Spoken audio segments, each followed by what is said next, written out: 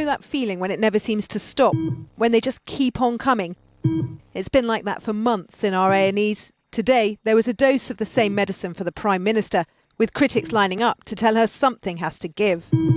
Earlier this week, the Prime Minister said she wanted to create a shared society.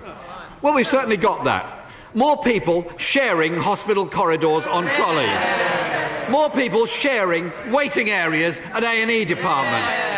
Jeremy Corbyn quoted the doctors who today claimed the NHS was underfunded and overstretched.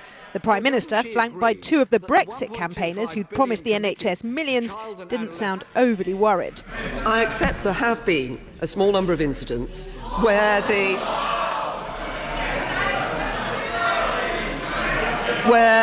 where unacceptable practices have taken place.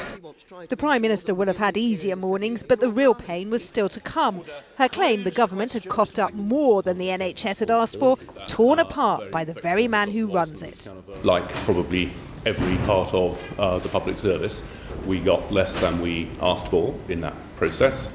And so I think it would be stretching it to say that the NHS has got more than it has asked for. And this is what's pushed his trademark loyalty to the limit. Hospitals that just can't cope, patients shorn of their dignity. This was Blackburn last week. Today, at London's Chelsea and Westminster, there isn't a single bed spare. They're stretched to the limit.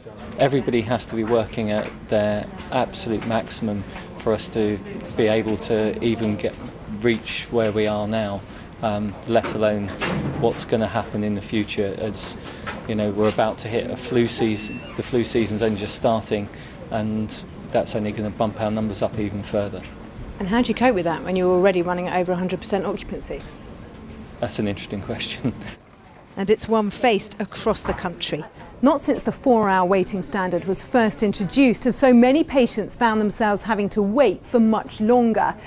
Despite the Herculean efforts of NHS staff, last month's figures were the worst they've ever been. And since then, hospitals like this one have come under even more intense pressure. The government has ring-fenced the NHS budget in what are difficult economic times. The reality is that may have to be enough. Rachel Younger, ITV.